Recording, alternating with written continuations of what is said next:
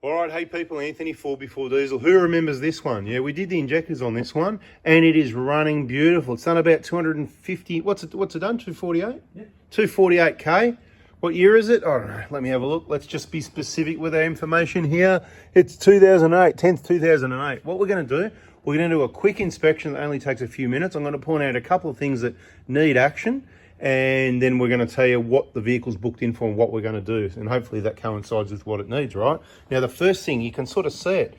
If you look at these vehicles, you'll notice that the genuine coolant's normally a lot redder. That's like a weak cordial mix, mate. That's an inexperienced child making cordial and hasn't put enough in the mix, and there's too much water. And we know that it's no good for you. We don't drink it anyway. I'm just sort of mucking around, right? So it needs a coolant flush. Now, underneath the bonnet here, there's not much to see, so let's not waste time here. It'll get a BFE eventually because someone's done that at 150, right? Nothing urgent. We just want to do the coolant. When it gets to 300, we'll do the BFE. We'll sort it all out. Doesn't go off-road. Look at it. Does he love his vehicle? Have a look how shiny it is, right? So let's have a look underneath it. That's what it's here for. We need to check it out. We're going to go through a few really important things at 250k that you might need to replace. And just for a comparison, I thought we'd just have a quick look at our dirty old dusty 120, but look at the coolant. See the color of the cordial? That's the standard genuine super long life coolant from Toyota. That's what it should look like. Now the container's getting a bit yellowed, isn't it? It's done over 400,000 k's. There's a lot of heat. It's been a lot of places, this header tank, all around Australia and a number of times. So it should be looking like that. But let's have a look underneath this vehicle. Just wanted to give you that comparison there. All right, underneath this vehicle now, let's get in and have a look, right? Okay.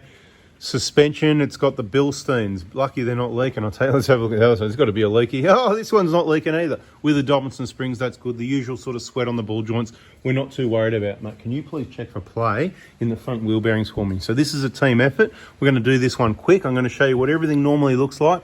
Little bit of grease coming out the inner boot there. Don't worry about it. Just keep driving. When it gets to like 350, 400, 450 or something like that, then maybe, just maybe, we'll consider changing these drive shafts, and we'll let you know whether you use new, genuine, aftermarket, whatever. Now, bushes, let's have a look at these bushes, because this is what it's here for. Oh yeah, those front ones, they've been a bit knocked around actually, right? Oh, and these ones, it's not too bad, but this is the important video, right? So we were talking about changing these arms. These arms, genuine from Toyota in Australia. They're up to about, they're nearly $3,000 for the pair. I think they're about 1,200, 1,500, 1,700. I'm getting mixed up with that fuel transfer unit that's gone up, but it's up there, right? They're a bit under $2,000 from us for the pair, but you know, we get them a bit cheaper. But look, you know, looking at that, as much as that split, it's less than 50%. Let's go to the other side. We're going to see a mirror image most likely. That's what normally happens, funnily enough. It's not faulty, it's not bad bushes, it's not getting old. It all comes down to the driving. This Bilstein suspension's a bit soft and boaty and floaty and that, and when you hit speed humps, it allows a lot of movement. So you can see each side of that rubber there. You can see it's ripped at the left and see it's starting at the right. So, but it's still less than 50%. So I'm going to say, no, I'm not changing your arm. These bushes, we've got to keep an eye on them, all right? If you've got money to burn, you can replace them now, but you know what? These aren't going to be moving around enough that it causes any issues. Guess what? Same thing. A little bit of grease on the inner boot. Don't worry about it. Was there any play in the bit of play? A little bit of play. Can you do me a favour and give it a wiggle? Let's see if we can demonstrate. I'll try and hold the camera still. Oh, you can hear it. Let me go in closer. I don't know if you guys can hear that in the video with my rambling, but anyway, it's definitely got movement. The other side's okay, is it? And this is why it's got movement, guys. Remember, I say change them to about 200k if you want reliability. There's no maintenance on them. They don't get repacked. Eventually, there's not much grease in there. It's going to dry up, get washed out. No oil under the turbo. We're making this quick. This is nice and clean, this one.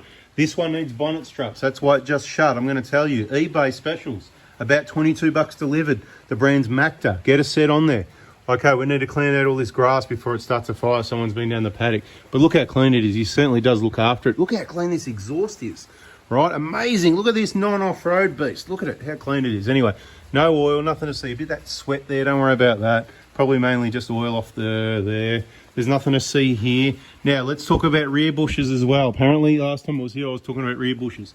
I reckon we probably did the fuel hose. Mate, can you please give this fuel hose a squeeze and let me know if it's soft or hard or anything like that?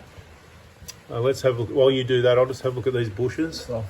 Soft, yep, so we would have done that. Beautiful. And yeah, they're cracking up a little bit, but you know, These, you know, you don't want to be, yeah, there's some cracks there. That's what I would have mentioned, there's some cracks there, but to be honest, I don't think I want to waste his money. I'm going to get on it, get a bar and try and flex them around. Let's have a look at the lower ones. Well, I'd rather clean that grass out for free than take your money for stuff you don't need. Now, you know, there might be some crack. That's the thing. I've got to be careful because I might say, oh, you know, your bushes are starting to crack. We've got to keep an eye on them. They're 15 years old, but I still don't want to sell them to you. You know, replace the whole arms, the bushes, genuine aftermarket, whatever it's going to be. Right, so we're checking out all these bushes. You know, I'm going to send him the video so he can see for himself. Now, it's up, then it can be sort of up to him. There's the Bilstein. I'd rather get the Bilsteins out. But anyway, they're right at the moment. Hey, these ones aren't leaking. They're pretty good. That's lucky, you know, because normally all the Bilstein cars that come in, every second one, EPDM rubber there as well, EPDM, that's the good stuff. Anyway, well, every second one, like so one at the front, one at the rear is normally leaking. That's what we see. It's just what we see. I don't care. It's just what we see. It's the odds. All the Dobinsons come in and we don't see any leaking.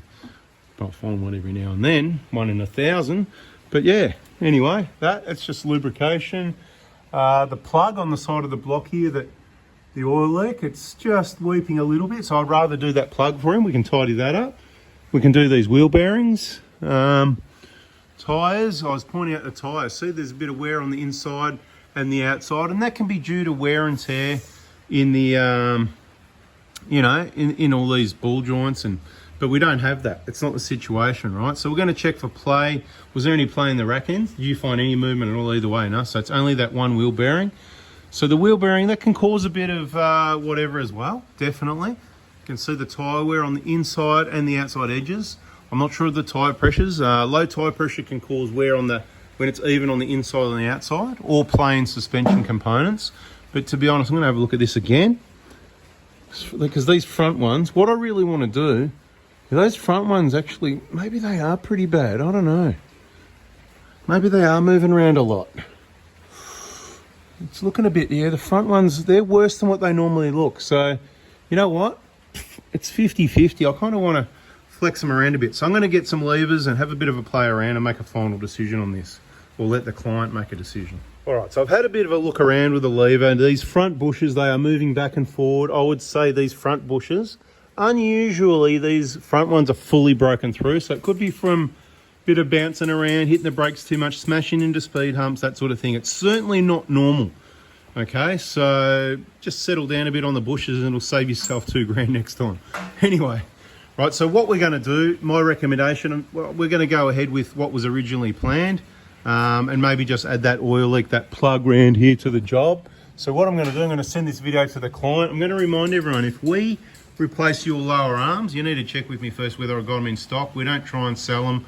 I'm not going to send them anywhere all around Australia really anymore unless you're a VIP. If you're already in the VIP and you're patient, we've got them in stock, we'll send them.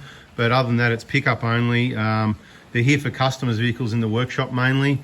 So I've got a set there, yep, we've definitely got them there. So we're going to put these brand new lower arms in, then you get the ball joint with it, brand new ball joint, because you can't buy that separately.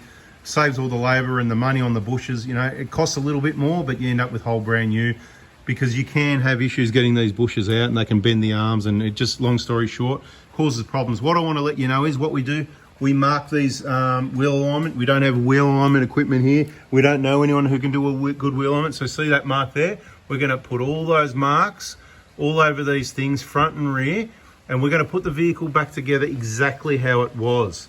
And because genuine quality, it's going to be pretty close. It's going to drive pretty well, but what you need to do, you need to take your vehicle for a wheel alignment, including camber and cast, a full wheel, not just the toe in. Toe ins, you know, just adjusting up here, you know, the toe in, tyres pointing in and out. And this may help with the tyre wear on the inside, outside of the edges. So after it's all done, rotate tyres front to rear, because if I remember correctly, these back tyres on the edges, really good condition, right, compared to the front one. So they need to go on the front after, at the time the wheel alignment's happening. So then you can monitor these tyres and see if they're all good, right? So we're going to replace the front wheel bearings. They've got play in them, as they should. On this 120 Prado, we're going to replace the lower control arms with genuine, and we're going to replace that oil plug leak thingy, majig, whatever. Bada bing, bada boom, nothing else to see under here. It's just a 13-year-old Prado with bugger all work that needs doing, turbos dry, happy days. like always, it's up to you if you think it was worth subscribing, liking, and turning the bell on. But of course, I recommend you do it because I'm trying to help you learn so that you can look after your own vehicle, avoid certain things, keep it reliable, and save some money, value for money. We're not into waste. Thanks for watching, guys. See ya.